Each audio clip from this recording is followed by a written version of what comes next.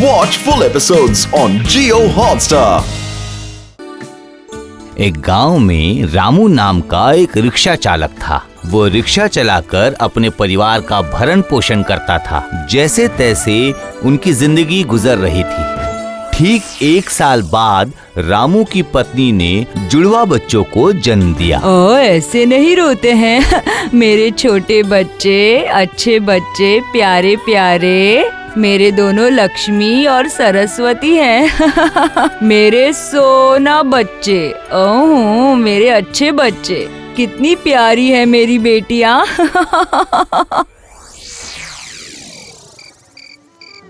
ये क्या?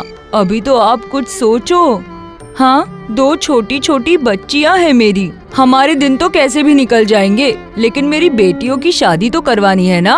तुम चिंता मत करो भाग्यवान, मैंने सब कुछ सोच के रखा है। इनकी शादी में पैसा बिल्कुल भी खर्च नहीं होगा। उल्टा देखना, हमारे पास ही पैसा आएगा। ये आप कैसी बातें कर रहे हो? ऐसा कभी होता है क्या? कुछ भी। पता है भाग्यवान, दिमाग रहेगा ना तो सब कुछ मुमकिन है। फिलहाल तो मैंने दोनों बेटियों का नाम तय करके रखा है, समझी? हाँ, तो इनका नाम क्या रखेंगे हम? क्या तय किया है तुमने? पहली बेटी का नाम होगा 1 करोड़ और दूसरी बेटी का नाम होगा 2 करोड़। 1 करोड़ 2 करोड़ 2 करोड़ 1 करोड़ 1 करोड़ 2 करोड़ 2 करोड़ 1 करोड़। अरे ऐसा कोई नाम रखता है क्या?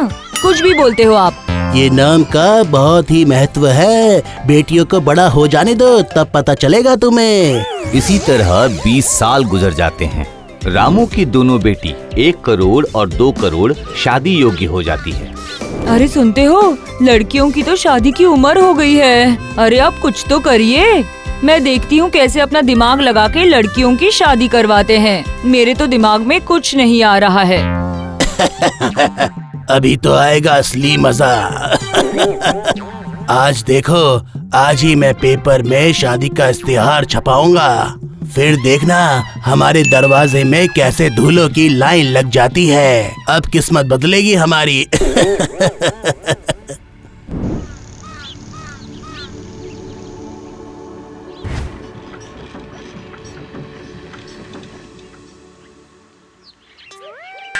अरे ये क्या? 1 मिनट में करोड़पति मतलब शादी के बाद? मतलब क्या बोल रहे हो तुम? अरे ये देखो ना, ये अखबार में देखो, ये विज्ञापन में साफ साफ तो लिखा हुआ है 1 मिनट में करोड़पति। मेरी 2 विवाह योग्य बेटियां हैं, जो भी उनसे शादी करेगा वो 1 दिन में ही करोड़पति बन जाएगा। इच्छुक व्यक्ति इस पते पर आकर अपना फॉर्म भर दीजिए। फॉर्म की कीमत 500 रुपया है। फॉर्म भरने के बाद लॉटरी के माध्यम से 2 लोग को विजेता घोषित किया जाएगा। ऐसा मौका जाने मत दीजिए, बनिए करोड़पति। क्या बात कर रहे हो भाई? 1 ही मिनट में करोड़पति बन जाएंगे? इसका मतलब जिंदगी भर हमें काम ही नहीं करना पड़ेगा। इसमें सोचना क्या, अब हम आराम से जिंदगी बिताएंगे। हाँ, बहुत सही बोला भाई। चल 500 रुपए देके अपना नसीब आजमाते हैं। देखो, ये देखो, अखबार में क्या इश्तिहार छपा है कि ये कोई शादी करेगा तो वो करोड़पति बन जाएगा। क्या ये उम्र में क्या आपकी शादी करने की इच्छा है? आपका दिमाग खराब हो गया है क्या? अरे भगवान, मेरे लिए नहीं, ये तो हमारे बच्चों मोंटी और झोंटी के लिए है। उनकी बात कर रहा हूँ। दोनों भाई अब बड़े हो गए हैं, उनकी उम्र हो गई है। मैं चाहता हूँ कि उनकी अब जल्द से जल्द शादी करा दी जाए।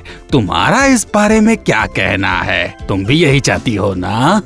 हाँ, ये बात तो आपने बिल्कुल सही कही है। मैं ये बात मानती हूँ। उन्हें मैं जल्द से जल्द वापस विदेश से बुला लेता हूँ। हाँ, और ये हमारे लिए सोने पे सुहागा हो जाएगा। वो आ भी जाएंगे और साथ में लड़की भी देख लेंगे और हम बूढ़े माँ बाप से मिल भी लेंगे।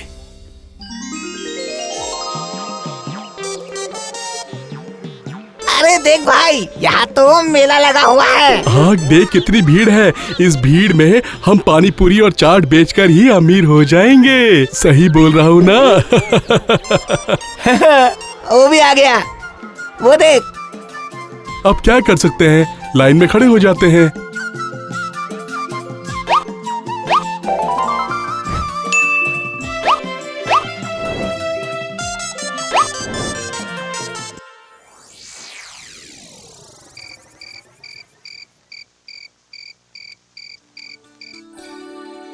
अरे बाप रे, इतना पैसा! मैंने लाख लाख रुपया तो जिंदगी में कभी नहीं देखा। कितना कितना पैसा है। देखा मैंने क्या कहा था। देखा कैसे मैंने दिमाग लगा के पैसा कमाया। देखो देखो। अब मुझे दोनों बेटियों की शादी अच्छे से करनी है, अब कुछ नहीं चाहिए। अब बताओ कि दामाद चुनना कब शुरू करोगे? हाँ, अरे भाग्यवान, अब कल छोड़ के परसों ही हमारी लॉटरी निकलेगी और उससे ही चुन लूंगा मैं अपने दोनों दामाद को। अब देखते हैं कि नसीब में कैसे दामाद लिखे हैं। 1 करोड़ 2 करोड़ 2 करोड़ 1 करोड़ 1 करोड़ 2 करोड़ 2 करोड़।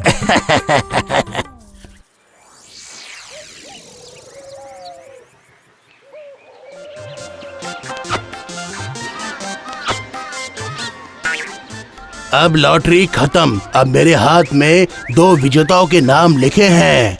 जिनके नाम लिखे हैं उनके नाम अब मैं घोषित करूंगा। अब देखते हैं कि वो दोनों कौन है नसीब वाले। जो 2 नाम मैं घोषित करूंगा वो दोनों ही होंगे मेरे दामाद। उन दोनों के साथ ही होगी मेरी बेटियों की शादी।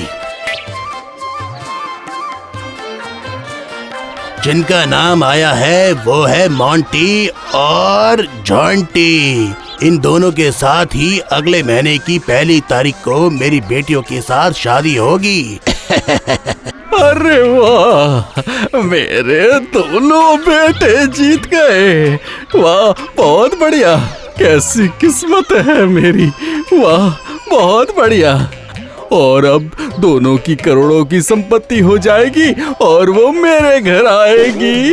और अभी के अभी मैं अपने बेटों को बुला लेता हूँ। वाह, मजा आ गया।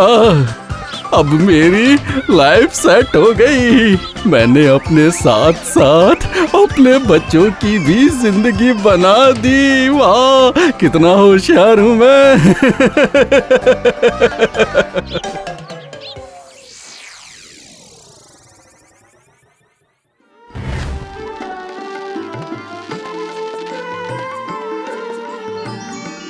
ठीक है बेटा, ठीक है, जीते रहो। आशा करता हूँ कि तुम चारों की जिंदगी कुशलमय हो। तो अब वो दे दीजिए जिन करोड़ की आपने बात की थी। क्या दूं? अरे वही 1 करोड़ रुपए। करोड़ रुपए? मैं करोड़ रुपए कहाँ से लेकर आऊं? मतलब? अरे आप ही ने तो इश्तेहार दिया था ना कि जो मेरी बेटियों से शादी करेगा वो करोड़पति बन जाएगा। हाँ, वो तो दिया था, पर मैं पैसा दूंगा ऐसा तो मैंने नहीं कहा था। पैसे के बारे में तो मैंने कुछ नहीं बोला। मेरी एक बेटी का नाम है 1 करोड़ और दूसरी बेटी का नाम है 2 करोड़। इसीलिए जो मेरी पहली बेटी के साथ शादी करेगा वो होगा 1 करोड़पति और जो मेरी दूसरी बेटी के साथ शादी करेगा वो होगा 2 करोड़पति। ये क्या? नहीं नहीं नहीं नहीं, तो फिर मैं इस शादी को एक छल मानता हूँ। इस शादी को मैं नहीं मानूंगा। नहीं नहीं, ये शादी तो आपको माननी ही पड़ेगी, क्योंकि फॉर्म में लिखा था कि एक बार शादी कर ली तो वो शादी आप तोड़ नहीं सकते। उसमें साइन करने के बाद ही आपने शादी की है। ये क्या पिताजी, आपने पैसे की बात तो पहले की ही नहीं। आपने क्या पैसे के लिए हमारी शादी करवाई है? बताइए। माँ पिताजी, हम आपका सम्मान करते हैं, इसलिए तो हम शादी के लिए तैयार हुए थे। हमें दहेज वहेज कुछ नहीं चाहिए, इसके हम सख्त खिलाफ है, समझे आप? लेकिन मगर ये तो कोई किंतु परंतु नहीं पिताजी। मैं कोई पैसे के लिए शादी करने नहीं आया हूँ। मैं 1 करोड़ को बहुत पसंद करने लगा हूँ। और 2 करोड़ मुझे बहुत पसंद है बाबा। मैं इसके साथ बहुत खुश रहूंगा। हम लोग अमेरिका में रहते हैं पिताजी, हमें पैसे वैसे की कोई कमी नहीं है। आप बिल्कुल चिंता मत कीजिए ससुर जी, आपकी दोनों बेटियां खुश रहेंगी। तुम्हारी जिंदगी बहुत शांति और सुख से बीते। तुम अपनी जिंदगी में बहुत सारी उन्नति करो।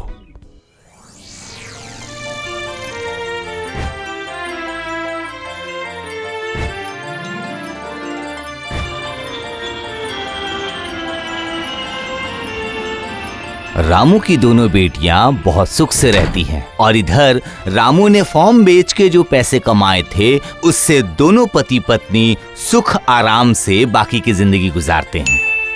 पेटू का चोरी में हाथ बहुत साफ था। किसी भी इंसान के साथ वो जल्दी ही दोस्ती कर लेता है और मौका देखते ही लोगों का पॉकेट मार लेता है और पकड़े जाने के डर से दूसरे इलाके में चला जाता है। पकड़ो पकड़ो चोर चोर, पकड़ो पकड़ो चोर चोर। आज तो बाल बाल बच गया मैं। पता नहीं आज क्या हो जाता। नहीं, अब पुराने इलाके में पॉकेट मारना ठीक नहीं रहेगा। कुछ दिन यही समय गुजारता हूँ, उसके बाद देखा जाएगा और करना क्या है। वही नौकरी बदली।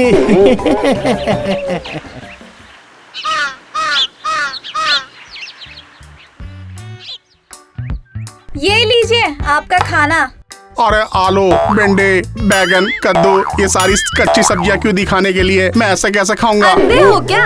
आलू में कीड़े पड़ गए, गोभी सड़ गया है, भिंडी सड़ गई है, सारी सब्जी खराब हो गई है। खाना क्या मेरे भेजे से बनाऊं? सारी सब्जी खराब हो गई है, समझ नहीं आता? अच्छा, ये सब्जी अच्छी नहीं है, पर मुझे सब्जियों वालों ने तो बोला था ये सब्जी अच्छी है, लेके जाओ, और वो भी आंखें बंद करके। हे ऊपर वाले, कैसे आदमी से मेरी शादी हुई है? कोई कुछ भी कहे ये झट से मान लेता है। नहीं, ऐसी बात नहीं है, ऐसी बात नहीं है। मैं तो हर वक्त तुम्हारी भी बात मान ही लेता हूँ। अब मैं रोज चुन चुन के सब्जी नहीं बना सकती। अरे बाप रे, आज तो भूखा ही ऑफिस जाना पड़ेगा। उस आदमी को देखकर तो लग रहा है कि बहुत पैसे हैं इसके पास। पहला दाव इस पे ही मारता हूँ, देखता हूँ ट्राई करके। ओ भैया जी, कैसे हैं? सब ठीक? आप मुझे बोल रहे हैं, पर मैं तो आपको ठीक से। अरे ये क्या भैया जी, आप मुझे पहचान नहीं पा रहे हैं? अरे मैं तो पेटू हूँ, आप ही के घर के पास तो रहता हूँ। आप सनातन भैया है ना? नहीं, मेरा नाम तो आदित्य है। अरे हाँ। अरे असल में मुझे ना वो नाम वाम ठीक से याद नहीं रहते हैं। आप कैसे हैं? ठीक है ना? हाँ, मैं एकदम ठीक हूँ भाई। अरे नहीं भैया जी, आज पहली बार बातचीत हुई है तो टिकट तो आज मैं ही कटवाऊंगा। अरे तुम क्यों दे रहे हो? नहीं, दूसरे दिन आप दे दीजिएगा। मैं चलता हूँ, मेरा स्टॉप आ गया है। धन्यवाद।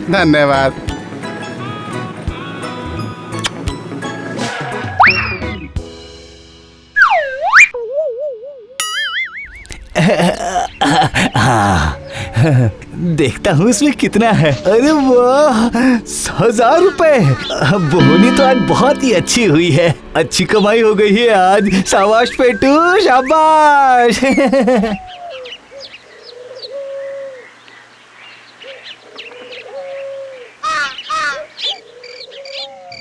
मैं दिया लेके भी दुनिया में घूमूं ना तो तुम्हारे जैसा बेवकूफ इंसान कहीं नहीं मिलेगा। समझ में आया तुम्हें क्या बोल रही हूँ मैं? पहला उसने मेरा टिकट कटवाया और फिर उसने पर्स चोरी कर लिया। अच्छा, तो पहले उसने तुम्हें टिकट दिया और फिर तुम्हारा पॉकेट भी मार लिया। कितने बेवकूफ हो तुम, किसी पे भी विश्वास करते हो। ठीक कह रही हो, मुझे उस पर शक करना चाहिए था। सच कहा तुमने। सुनो, आँख और कान खुला रखा करो। ये लोग आसपास ही घूमते रहते हैं। मैंने सुना है इन पॉकेट मारों का इलाका अलग अलग रहता है। ठीक है, मेरी बीवी सच्ची कहती है, मैं लोगों पर जल्दी विश्वास कर लेता हूँ। बस एक बार वो आदमी मेरे हाथ लग जाए। एक बड़ा चाय दीजिए भैया, मलाई मार के। अरे पेटूलाल, अभी मैं उसको सबक सिखाऊंगा, रुक मैं आता हूँ। हाँ पेटूलाल, कैसे हो? चाय ठंडी है या गरम? बिंदास। मतलब आप कौन हैं? मैं वही हूँ जिसका बस में तुमने टिकट कटवाया था और उसके बाद ही मेरे पॉकेट मार ली थी। मैं वही आदमी हूँ। याद आया तुम्हें कुछ? शराफत से बोल रहा हूँ, मेरा पैसा मेरे को वापस कर दो, नहीं तो मैं तुम्हें पुलिस के हवाले कर दूंगा। पकड़ा गया लगता है। अब क्या करूँगा मैं? पहले चाय पी लेता हूँ, फिर देखा जाएगा। भैया मैंने चोरी करने का पाप किया था, क्योंकि मेरे घर में सर्वनाश हो गया सब भैया। अरे नुकसान हुआ मेरा और तुम रो रहे हो। मेरी माँ की दवाई के लिए मुझे चोरी करना पड़ा था। अब क्या करता मैं, आप भी बताइए। लेकिन मेरे पहुंचने से पहले मेरी माँ मर गई। भैया जी आप ये लेके जाइए। ये सब दवा लेके मैं क्या करूँगा? ये 1000 रुपए का दवाई है, आप दवाई दुकान में देकर अपने 1000 रुपए ले लीजिएगा। लीजिए। आप क्यों रो रहे हो? आप कहाँ जा रहे हैं? दवाई के दुकान में ना, वही जा रहे हैं ना? हाँ। नहीं, वो मतलब इसमें 1000 रुपए की दवाई है, लेकिन अगर आप मुझे 1000 रुपए दे देते तो मैं दूसरों के कर्ज भी चुका देता भैया। मैंने मतलब ये लो, ये 1000 रुपए रख लो, इस बार तुम्हें माफ कर दिया, जाओ। भैया आप मेरे सब कुछ है भैया, मैं जाता हूँ।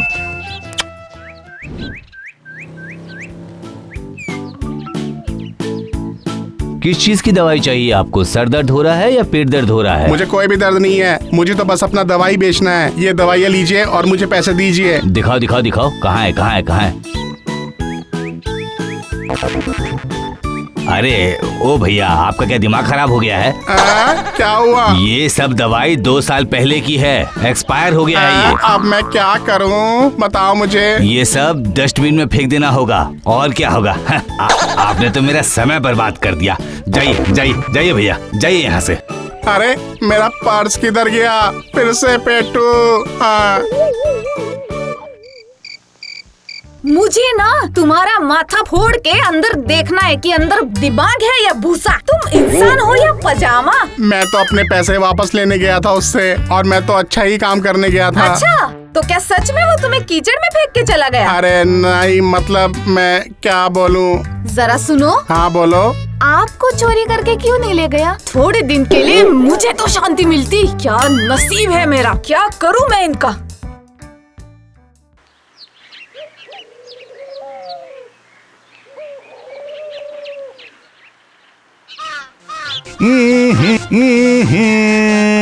आज कितना मजा आ रहा है, अरे वाह, आज कितना मजा आ रहा। आप पेटू तो मुझे बार बार बुद्धू बना के जाता है। अरे क्या बोल रहे हैं भैया? अरे भैया मैं तो आप ही को खोज रहा था। तूने 2 बार मेरा पैसा चोरी किया है, मैं तुझको नहीं छोड़ूंगा। बहुत सही बोले हैं, बहुत सही बोले हैं। पता नहीं क्यों माँ के श्राद्ध के लिए मैं चोरी करने गया, नहीं तो मेरी माँ प्रेत बनकर घूमती, इसीलिए मैंने ये सब किया। अरे ये क्या हुआ? तू क्यों रो रहा है? हाँ बोलना। माँ का श्राद्ध तो करना ही होगा, सही बोला। मेरे भैया, माँ के श्राद्ध में लोगों को मैं खिला नहीं पाया कुछ भी। आइए भैया, 2 मिठाई खा के जाइए, मुझे शांति मिलेगी। आपका पैसा तो मैं दे ही दूंगा ना भैया, क्या करूं? मिठाई खाऊंगा तो कुछ पैसे तो वसूल होंगे। इस पर्स को मुझे बचा के रखना होगा ताकि ये किसी हालत में पर्स चोरी ना कर सके। चलो मिठाई खा ही लेता हूँ। चलो तुम इतना बोल ही रहे हो तो चलो मिठाई खिलाओ।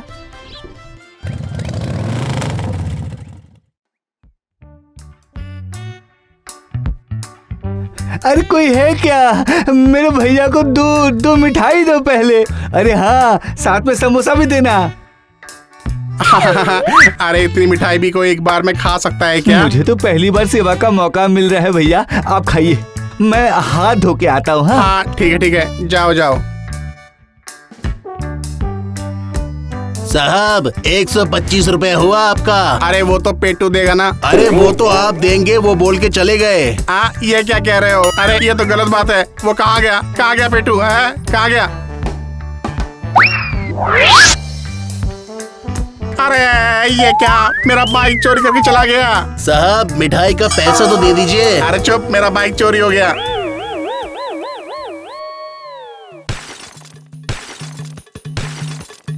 सुनो, अब मैं इस घर में 1 मिनट भी नहीं रुकने वाली हूँ।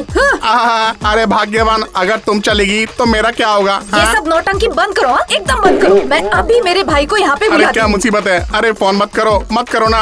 अरे छोड़ो फोन को। अरे मत करो। अरे छोड़ो भाग्यवान। अरे छोड़ो ना फोन। अरे मत करो। छोड़ दो ना भाग्यवान। अरे फिर से खर्चा बढ़ गया मेरा। पॉकेट मार तुम्हारा पॉकेट मारता है, तब तुम्हें कुछ पता नहीं चलता, और अब मेरा फोन तोड़ दिया। अरे तुम गुस्सा क्यों कर रही हो? मैं नया फोन लाके देता हूँ ना, तुम बिल्कुल गुस्सा मत करो। देखिए भैया, कम पैसे में मोबाइल लेना है तो सेकंड हैंड ही लेना होगा। सेकंड हैंड वो क्या होता है? अच्छा बेवकूफ है, कुछ नहीं समझता है। अरे मतलब फर्स्ट कॉपी, थोड़ा दाग बाग रहेगा तो दाम कम रहेगा। जैसे एक की कीमत है 30,000 तो आपको मिलेगा 3,000 में। अरे वाह, तो मुझे वही दे दो, जल्दी दे दो। बेवकूफ, नया मोबाइल खरीद रहा है, बाहर आएगा तब मजा चखाता हूँ।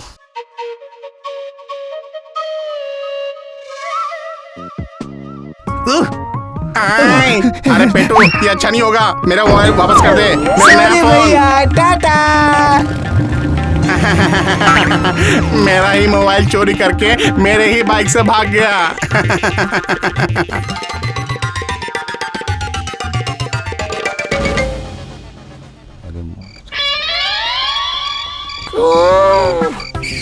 ओह बाप रे, अरे तो रात को कौन आ गया?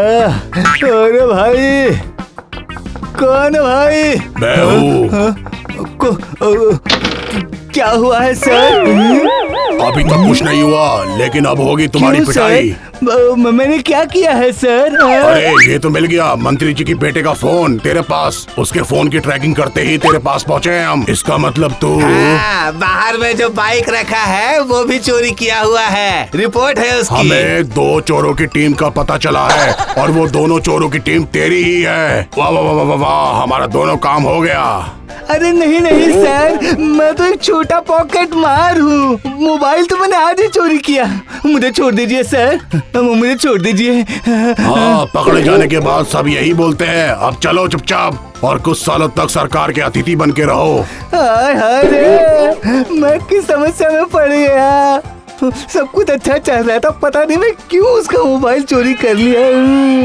अब यही मेरा काल बन गया है। वही मेरा काल बन गया।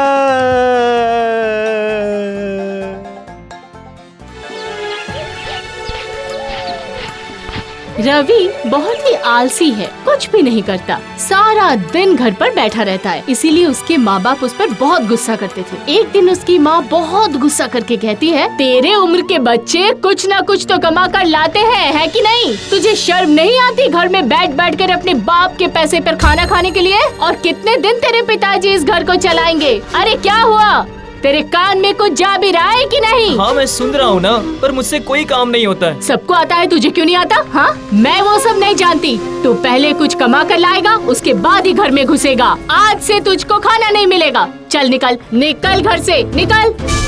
पिताजी।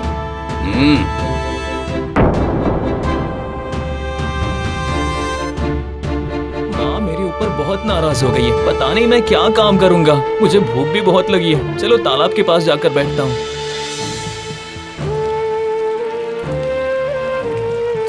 मुझसे तो कुछ भी होने वाला नहीं है, मैं कुछ भी नहीं कर सकता हूँ। ए, तू मेरी तरफ देखकर हंस क्यों रहा है? हाँ, मेरे जीवन में कितनी समस्या है तुझे पता भी है? जानता हूँ। अरे तुम बोल भी सकते हो? मैं हूँ मेंढकों का राजकुमार और मैं इस पानी में रहता हूँ और मेरा घर भी वही है और मैं इंसानों की तरह बातें करता हूँ। मैं कुछ भी काम नहीं करता हूँ, इसलिए मुझे माँ ने घर से निकाल दिया। और मुझे इंसानों के दिल की बातें भी समझ में आती है। मुझे काम भी नहीं मिलता है तो व्यापार भी क्या करूँ? इंसानों को पहले क्या जरूरत है, पहले ये सोचो, उसके बाद बिजनेस करो। अरे दुकान में साबुन भी नहीं मिलता है, कपड़े धोने के लिए भी साबुन नहीं मिलता है। नहाना चाहता हूँ लेकिन साबुन नहीं है। इतना बुरा वक्त शुरू हो गया है। क्या समझ में आया तुम्हें? साबुन तैयार करो। पर मैं कैसे बनाऊं? मुझे तो कुछ पता ही नहीं है। तो ये लो खुशबू वाला तेल, इसे मिट्टी में मिलाओगे तो साबुन बन जाएगा। दो। अरे सुनो, अरे ये आदमी तो सुनता भी नहीं है। ये सुगंधित तेल से बना हुआ साबुन मलने से पहले ये मंत्र बोलना पड़ता है। अगर साबुन मलते मलते वो किसी भी जानवर का नाम लेगा तो उसकी आवाज उस जानवर की तरह हो जाएगी।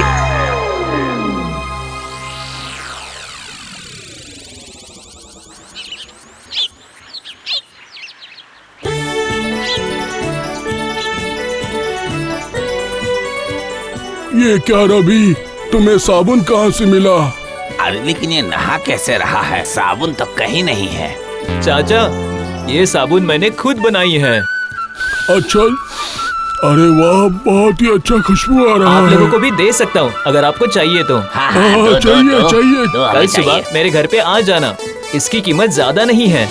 अरे जो भी भाव होगा हम देने को तैयार हैं।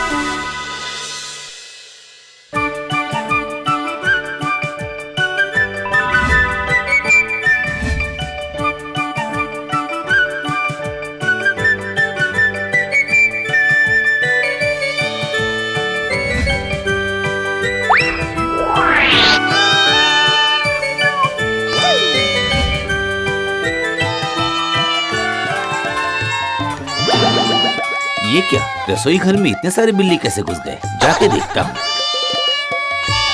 अरे आप लोग म्याऊं म्याऊं क्यों चिल्ला रहे हैं? क्या हुआ है आप लोग को? लगता है ओझा को बुलाना पड़ेगा। हाँ, अभी जाता हूँ। पता नहीं इन लोगों को क्या हो गया।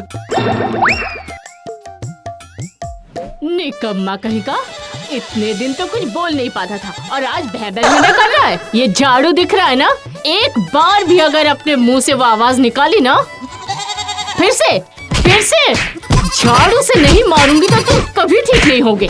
राजू, अरे राजू इधर आओ। हाँ, चावल बन ही रहा है, थोड़ा इंतजार तो कीजिए। अरे खाना बन के तैयार हो गया क्या? तुझे पता नहीं नहाने के बाद मुझे बाघ जैसा भूख लगता है। अरे बाघ आया, अरे बचाओ मुझे। बाघ। अरे रुक, कहाँ भाग रहा है? रुक, कहाँ भाग रहा है? अरे बाघ। अरे कहाँ है बाघ? पूरे रास्ते भर तो कुछ भी नहीं दिखाई दे रहा है। मुझे तो ऐसा लग रहा है जंगल में जाकर छुप गया होगा। चलो जंगल में जाकर देखते हैं कि कहाँ छिपा है। जंगल में भी बाघ दिख नहीं रहा है। चलो वापस चलते हैं, यहाँ पर तो कुछ भी नहीं है। हाँ, चलो। अलाग निरंजन, ब्लम, अलाग निरंजन, जय हो माँ काली की जय हो। जय माँ काली।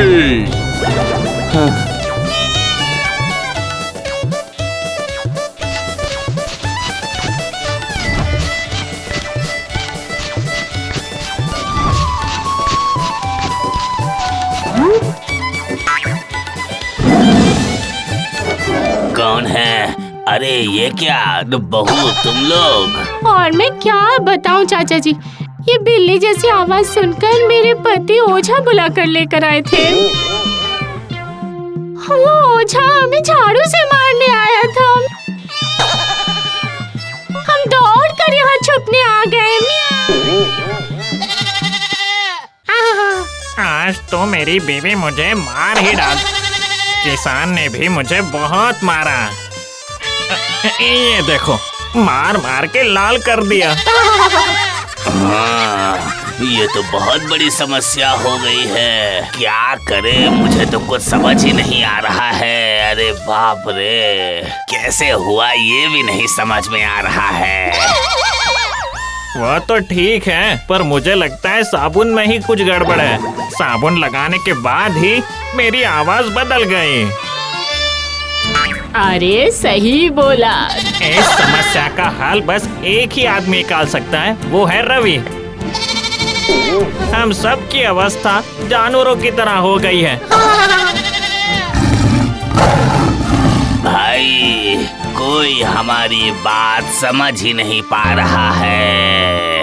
बस सिर्फ तुम ही हो जो समझ सके हो। हाँ, क्योंकि तुमने भी वो साबुन लगाया है। हाँ। इसका मतलब तुम्हारा साबुन लगाकर हमारी आवाज बदल गई। तुम कुछ तो करो। मगर इससे बचने का रास्ता मुझे भी नहीं पता है। मेंढक राजकुमार ने मुझे सुगंधी तेल दिया था, उससे ही मैंने साबुन बनाया था। अब उन्हें ही पता है कि इससे मुक्ति कैसे मिलेगी। चलो चलो हम तालाब के पास चलते हैं। मेंढक राज जी, ओ मेंढक राज जी। मुझे पता था तुम आओगे मुझसे मिलने। सुनो, उस दिन तुम मेरी आधी बात सुनकर ही चले गए थे। ये घूमने वाला साबुन है, घूमने वाला। ये साबुन मलने से पहले हम सभी मेंढक बोलते हैं कि सबका भला हो, मेंढकों का भी भला हो, सभी का ही भला हो। ओह, अब क्या होगा? तुम इंसान हो, इसलिए तुम्हें ये जादुई साबुन के बारे में नहीं पता। इसलिए ये साबुन मलने से पहले तुम इंसान ये मंत्र नहीं बोलते, खुद के अच्छे रहने के बारे में सोचते हो। इसलिए साबुन मलते मलते अगर तुम किसी जानवर के बारे में सोचोगे तो तुम्हारी आवाज वैसे ही हो जाएगी। अब इस पर कोई उपाय? इसलिए सच्चे मन से ये मंत्र बोलना पड़ेगा, वो भी जोर जोर से। सबका भला हो, इंसानों का भला हो। सबका भला हो, इंसानों का भला हो।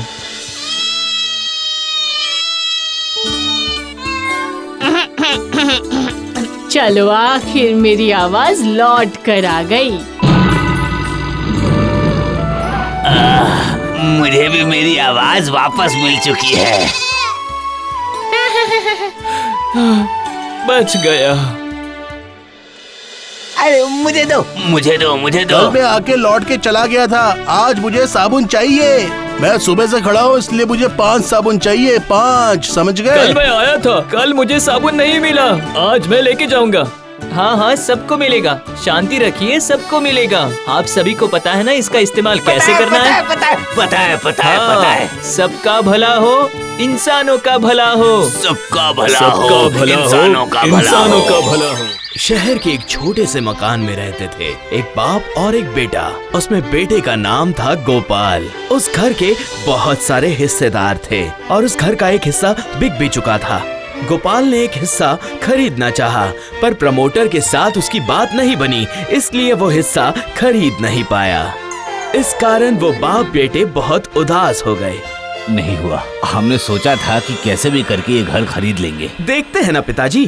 क्या और देखोगे बताओ? इतने दिनों से हम मेहनत कर रहे थे इस घर के पीछे। कुछ तो करना होगा ना पिताजी। क्या करेंगे बताओ? जो घर खरीदने वाले हैं वो तो कल ही आ रहे हैं। अरे एक बार आने तो दीजिए, ऐसा खेल दिखाऊंगा कि वो लोग घर बेच के दुम दबा के लौट जाएंगे और जिंदगी में दोबारा यहाँ कभी नहीं आएंगे। मैं उन्हें इतना डरा दूंगा कि वो घर बेच के यहाँ से भाग जाएंगे पिताजी, और हम भी मौका देख के चौका मार ही लेंगे। आओ आओ माँ आओ। अरे ये सामान कौन उतारेगा? अरे बाबा, वही लोग सब कुछ कर देंगे, तुम चिंता मत करो। घर चलो।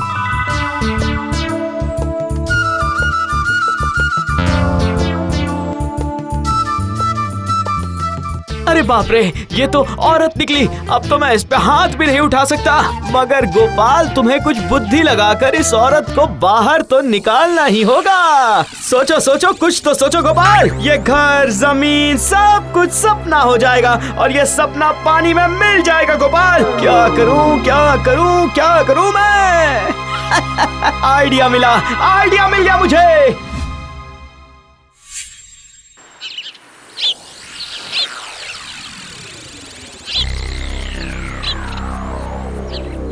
सरला घर में बैठ के सामान लाने की लिस्ट बना रही थी और अचानक जोर जोर से गाना बजने लगा।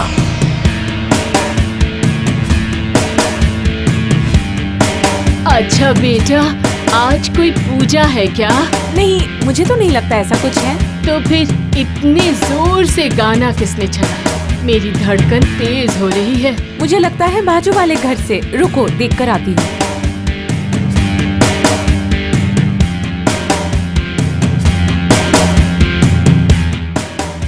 सुनिए, कोई है क्या? बोल रही हूँ, आवाज थोड़ा कम कीजिए ना प्लीज। मेरी माँ माँ की तबीयत ठीक नहीं है, हमें बहुत तकलीफ हो रही है, आप समझिए ना। देखिए मैं अपने घर में गाना सुन रहा हूँ, अब मैं जोर से सुनूं, धीरे सुनूं, चाहे जैसे सुनूं, ये मेरी मर्जी है, आपकी नहीं। ये क्या बात हुई? इसका मतलब आपको किसी और की तकलीफ से कुछ फर्क नहीं पड़ता क्या? अगर आपको तकलीफ हो रही है तो अपने खिड़की दरवाजे बंद कर लीजिए ना। क्या इसका मतलब इस गर्मी के मौसम में मैं सब दरवाजे खिड़की बंद करके अपने घर बैठे रहूं? चलो अच्छा है, छोटी बच्ची समझ गई है। चलना भाई, जीत के दिखा मेरे से। हाँ चल चल चल, ये देख। देखिए मेरे जो बाजू में रहते हैं वो हमें बहुत तकलीफ दे रहे हैं, हम क्या करें? देखिए बहन, आप यहाँ नई नई आई है तो थोड़ा एडजस्टमेंट वगैरह कर लीजिए ना। आप लोग तो यहाँ पे नए नए आए हैं ना, अच्छे से दोस्ती कीजिए, जान पहचान बढ़ाइए, सब ठीक हो जाएगा। पड़ोसी अगर नाराज रहे अच्छा थोड़ी लगता है। एक दो दिन थोड़ा एडजस्ट कर लीजिए ना, सब कुछ ठीक हो जाएगा बहन जी। आप समझ जाइए ना। इसका मतलब आप लोग मेरी कोई मदद नहीं करेंगे। अब इसमें हम क्या कर सकते हैं, आप ही बताइए। अगर कोई अपने घर में गाना चला रहा है तो उसे कैसे जाके हम बंद कर दे, आप ही बताइए। हाँ ओके, इसका मतलब फिर मुझे जो करना है मैं वही करूँगी। अब देखना आप लोग।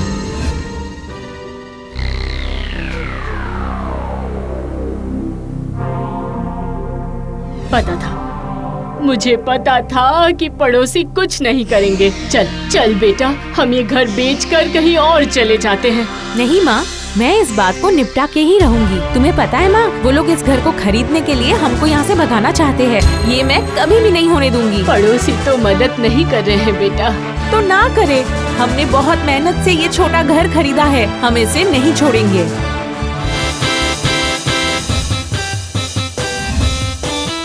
वो देख, तुझे देखकर फिर से शुरू कर दिया, अब तक तो बंद था। धीरे धीरे गाने की आवाज बढ़ती है और इसी बीच माँ बेटी इशारों में बात करने लगती है। अरे बाप रे, गाने की आवाज से तो हम पागल हो जाएंगे। ये तो तुम बिल्कुल सही बोल रहे हो। उन लोगों की नाराजगी के कारण हम क्यों परेशान हो? अरे गाना बंद करो भाई, गाना बंद करो। तो तुम्हें इस मोहल्ले से हम बाहर निकाल देंगे, ये बात समझ लो, तुम समझ जाओ। अच्छा है।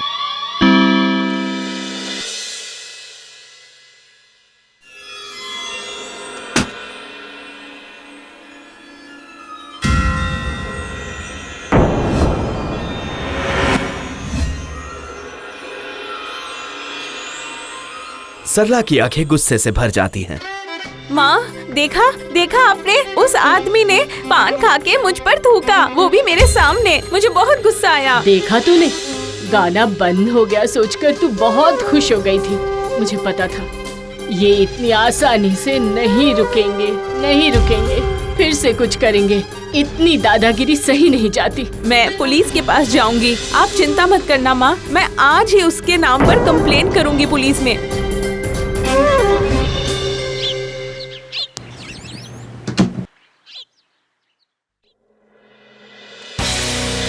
सर, मेरा पड़ोसी मुझे बहुत परेशान कर रहा है। देखिए मैडम, हम इसमें आपकी कोई मदद नहीं कर सकते। हाँ मतलब क्यों नहीं कुछ कर सकते? हाँ देखिए मैडम, उसने आपके ऊपर नहीं फेंका है वो, लेकिन बाजू में तो फेंका ना। कौन से किताब में लिखा है कि आदमी के सामने थूक नहीं सकते? देखिए आपकी कंप्लेन मजबूत नहीं है, इसलिए हम कुछ नहीं कर सकते इसमें। अगर आपके पास कोई मजबूत पॉइंट है तो वो बताइए, तो हम आपकी मदद करें, नहीं तो हम कुछ नहीं कर सकते हैं।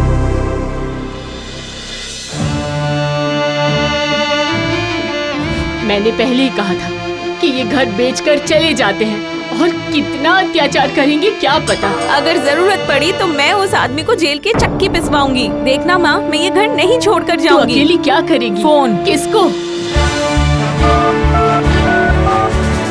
हेलो, टीबी जांच केंद्र। हेलो, कहिए। आप लोग घर पर आकर टेस्ट करते हैं ना? हाँ करते हैं। पेशेंट का नाम और एड्रेस बताइए। गोपाल समाददार, 60/2 राजकोटी जिलावाड़ा। ओके।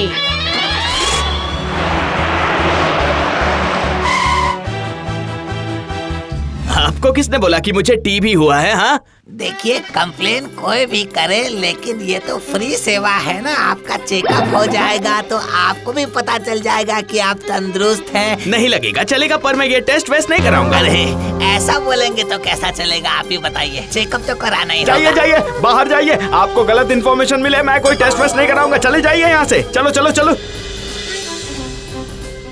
मुझे टीबी हुआ है, ऐसी गलत गलत इन्फॉर्मेशन फैला रहे हो। ये मेरा घर है, मैं इसके बाहर थूकूं या मेरी जो मर्जी आए वो करूं? तुम होते कौन हो मुझे यहाँ पर धमकाने वाले? मैं कहीं नहीं जाऊंगा, कोई टेस्ट नहीं करवाऊंगा। और थूकने की बात है ना, तो ये लो, थू। कुछ भी तो नहीं हुआ बेटा। देख देख फिर से वो। मैं भी दिखाती हूँ। Hello, corona centre.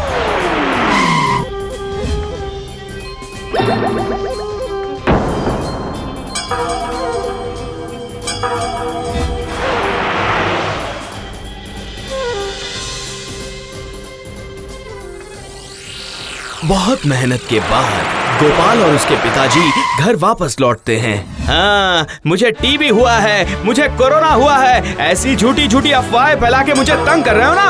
अब किसको फोन करोगी? चाहे जिसको फोन करना है करो, मैं तो थूकूंगा और थूकूंगा, जितना मर्जी आए उतना थूकूंगा।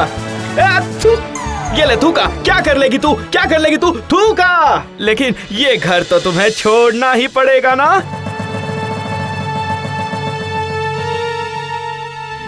हाँ, वो हमारे घर भिजवा दीजिए।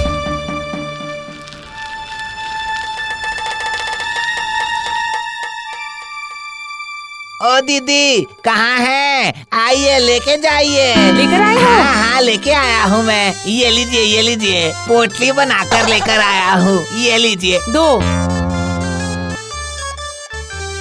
लेकिन आप इसका करेंगी क्या दीदी, बताइए? ये तो सड़ चुका है। बताती हूँ, बताती हूँ। ये भूत भगाने की उपाय है।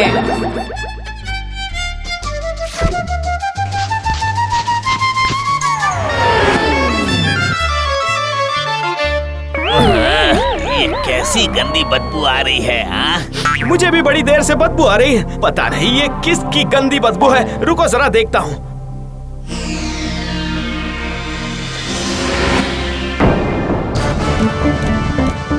Hello, police station. हमारे घर पे कुछ पड़ा है जिससे बहुत बदबू आ रही है। ये बदबू बर्दाश्त के बाहर है। आप लोग जल्दी आ जाइए, प्लीज प्लीज आ जाइए।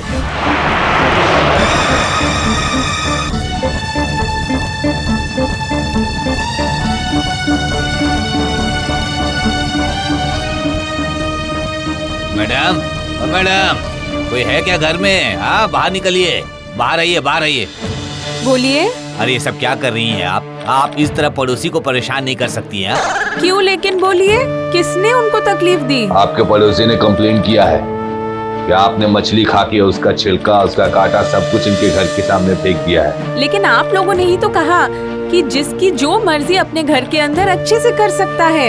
ये अपने घर पे इतने जोर जोर से गाना बजा रहे हैं और अब आप मुझे ही कह रहे हो? वो पूरा दिन हमारे घर के आसपास थूकते रहते हैं, पान थूकते हैं। आपसे कितनी बार कहा, तब तो आपने उन्हें कुछ भी नहीं कहा और अब आ गए। हमने तो बस मछली खाई और उसका कचरा बाहर फेंका। उसने क्या? आप मेरे घर के सामने फेंकेगी?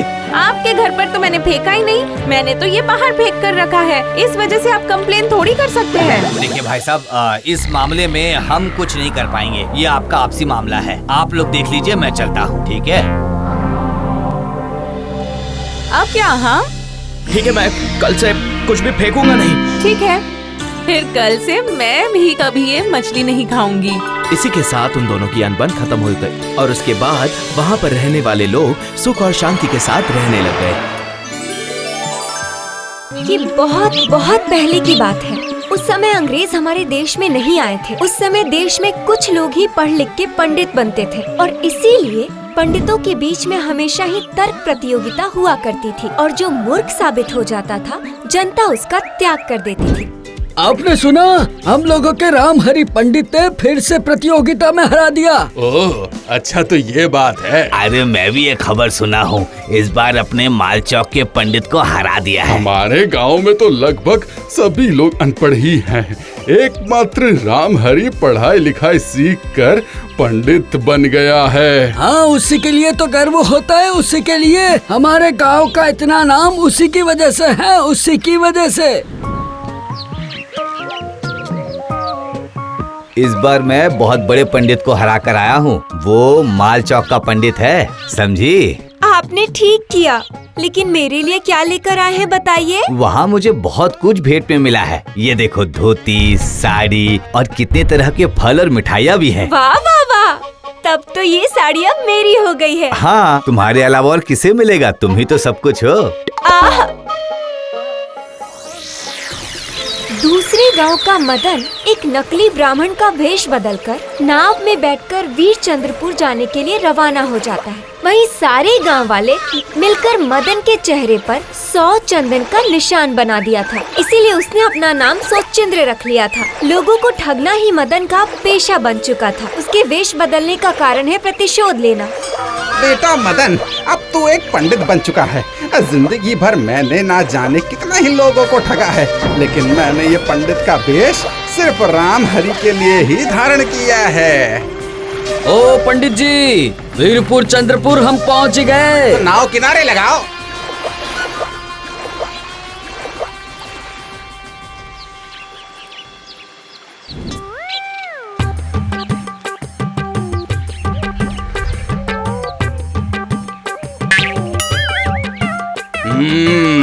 ये तो जाना पहचाना लग रहा है। हाँ, मुझे भी ऐसा ही लग रहा है। अरे ये तो मैदान है, तुम कहाँ से आ गए?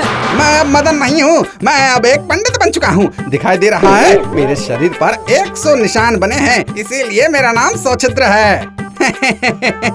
राम हरि के घर में चोरी होने के बाद आप सब लोगों ने मुझे गांव से बाहर निकाल दिया।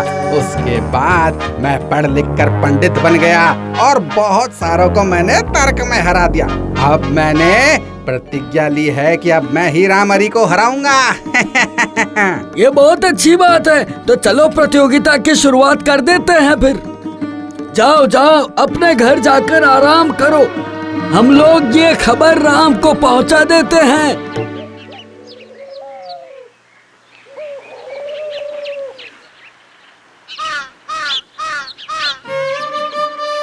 राम हरि, अरे राम हरि, तुम घर पे हो? अरे अरे, आप लोग, क्या बात है? हमारे गांव में एक पंडित आया है, तुमसे तर्क प्रतियोगिता करना चाहता है वो। पंडित का नाम क्या है? सोचिंद्र। उसके शरीर पर 100 निशान हैं। ये नाम तो मैंने पहले कभी नहीं सुना है। हम लोगों का मदन अब पढ़ना लिखना सीखकर पंडित बन गया है, बस वही आया है और वो ही तुमसे प्रतियोगिता करेगा। वो महाबेवकूफ मदन अब बहुत बड़ा पंडित बन गया है। उसके साथ तो मुझे अब तर्क करना ही पड़ेगा। तर्क तो करना ही पड़ेगा राम, बिल्कुल करना पड़ेगा। कल चंडी मंडल में आपके तर्क प्रतियोगिता है, 10 बजे आ जाना सुबह। ठीक है, जब आप लोग बोल रहे हैं तब तो आना ही पड़ेगा। तर्क करने तो मैं आ गया हूँ, लेकिन राम हरि से कौन सा सवाल करूँगा, मेरी यही समझ में नहीं आ रहा है। मदन के घर के सामने टिन की छत पर दूधी फले हुए थे। तभी एक चूहा आकर दूधी की डाल काट देता है। दूधी टिन की छत पर लुढ़कने लगा। नीचे एक बकरी बंधी हुई थी, उसके ऊपर वो दूधी आके गिर जाता है। उसके बाद वो बकरी चिल्लाने लगी और दूधी मिट्टी में गिर के फट जाता है। अरे मिल गया मिल गया, राम हरि के लिए सवाल मुझे मिल गया है।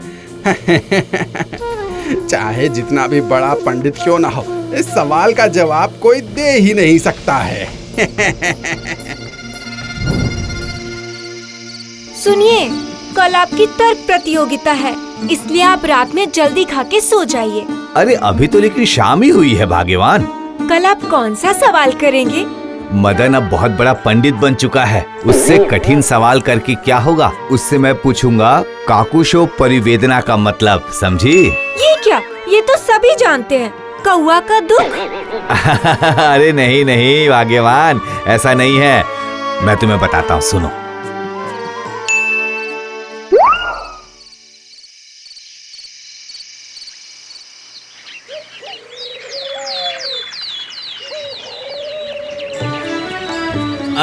राम हरि, पहला प्रश्न करो।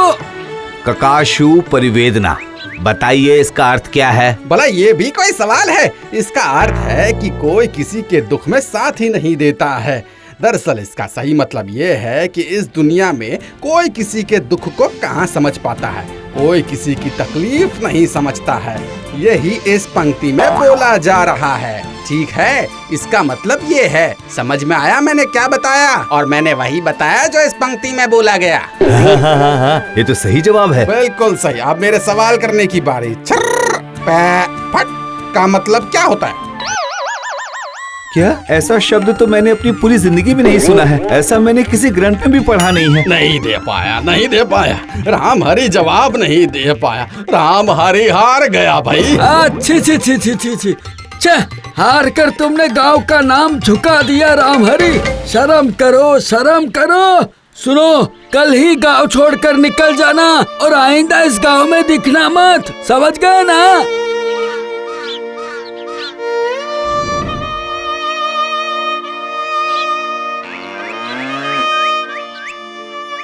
आहा, मैं तो धन्य हो गया। कितने दिनों बाद भैया भाभी को देखा है। बहुत परेशानी में आया हूँ भाई। गांव के लोगों ने बाहर निकाल दिया है और कभी भी वापस नहीं जा पाऊंगा वीरचंद्रपुर में। ये भी तो आपका ही घर है ना, आप यहीं पे रहना शुरू कीजिए। लेकिन हुआ क्या है? हम लोगों के गांव का मदन अब पंडित बनकर आया है। अब उसका नाम सुचिद्र है। 100 निशान की वजह से तर्क प्रतियोगिता में मैं उससे हार गया। अरे बाप रे, अरे ऐसे सवाल किए तो कोई भी जवाब नहीं दे पाएगा ना। उसने बोला छर्र पे फट का मतलब क्या है? ऐसा श्लोक तो मैंने पूरी जिंदगी में कभी नहीं पढ़ा, सुना भी नहीं है। लग रहा है कि उसने कोई साजिश की है तुम्हारे साथ। आप मन खराब मत कीजिए, मैं प्रतियोगिता में भाग लूंगा और आपके अपमान का बदला भी। लेकिन तुम कैसे तर्क करोगे? तुमने तो उतनी पढ़ाई भी नहीं की है। बेवकूफ होशियार से जरूर जीतता है, पंडितगिरी करके नहीं। सबसे पहले मदन के इस सवाल का जवाब जानना पड़ेगा, उसके बाद उस प्रतियोगिता में भाग लूंगा। उसको पूछने के लिए एक श्लोक और उसका अर्थ मैं तुम्हारे पास से जान लूंगा। ठीक है, जो तुम्हें ठीक लगे वो करो।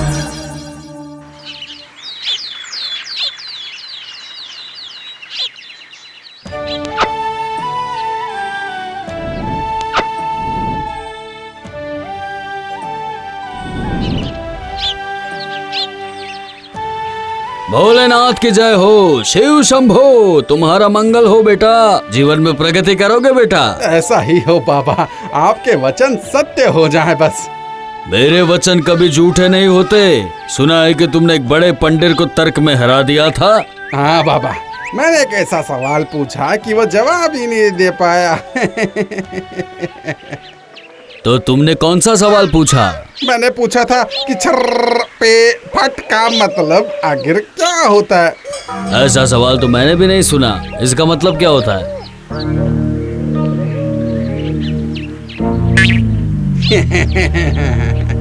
वाह रे बेटा वाह, बहुत अच्छे, बहुत अच्छे। अरे बाप रे, अब ये कौन सा पंडित आ रहा है? आप कौन हो? मैं अनेक छिद्र हूँ। मैंने सुना है कि इस गांव में सचिंद्र नाम का पंडित रहता है। उसके साथ मुझे प्रतियोगिता करनी है। अनेक छिद्र, इसका मतलब आप सुचित्र से भी बड़े पंडित हैं। ये तो आप समझ ही जाएंगे। ठीक है, कल सुबह प्रतियोगिता होगी। अब आप आराम कीजिए। राम हरि का घर खाली है, उसके घर जाके आराम कर सकते हैं। अरे जाओ तो राम हरि का घर दिखाओ तो पंडित जी के लिए। जाओ जाओ जाओ।